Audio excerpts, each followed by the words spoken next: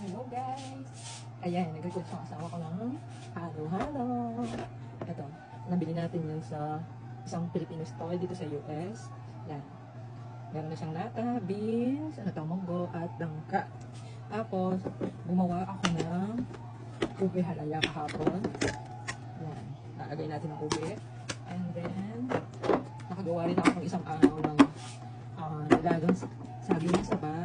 Tapos nilagyan natin ng langka at matamis. Ito na natitira guys.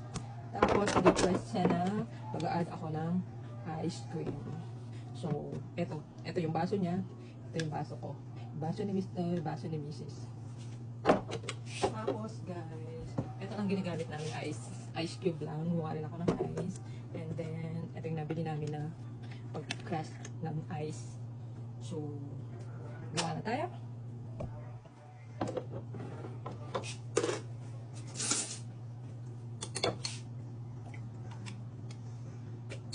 Mag-add tayo sa kanyang baso ng mga 4 kasi matakaw yung asawa ko guys. So yan, yun sa akin mga dalawa pwede na or 2.5. Ayan, dagdagan natin ng konti yung sa kanya kasi matakaw yun. Tapos add natin yung ating saging na saba na may langka. Yan. Nilalagay tayo sa kanya ng dalawang kutsara. So, sa akin, dalawa na rin. Ito guys, ang share niya, oh. Yung ginurog talaga yung saging sa. Ang dami.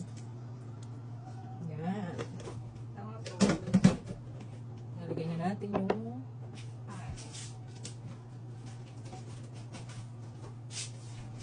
ito nga pala yung ibap na nabili namin dito.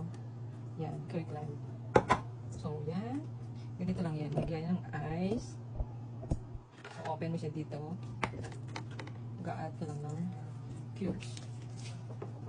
Aywas muna na. Ayan. 1,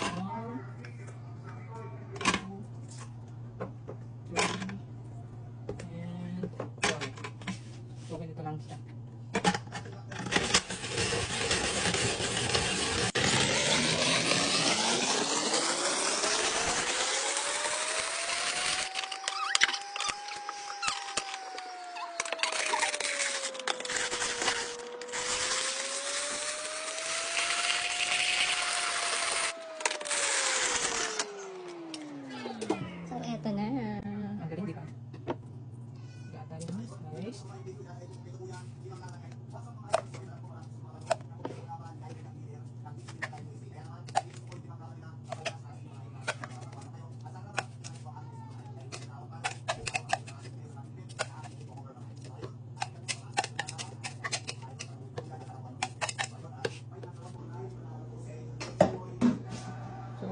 Guys, nag-request siya ng ice cream on the top.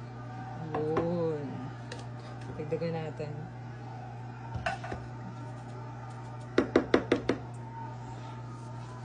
Dagdagan natin. Eto. Naglagay tayo ng mango. Mango ice cream. Ay, I forgot the ube.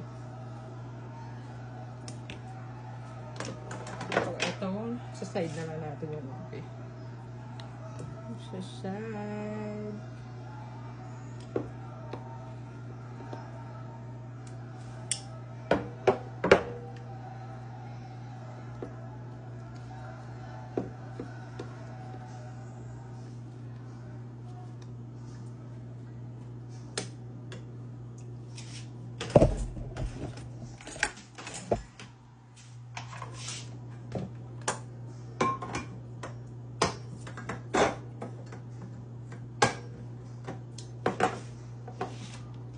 So, eto na siya guys.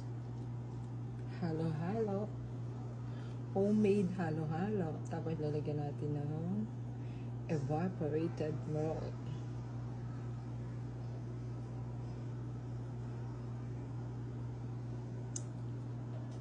O, diba? Nakagawa na tayo. Hindi natin mamimiss yung halo-halo sa Pinas. Yan. Bye!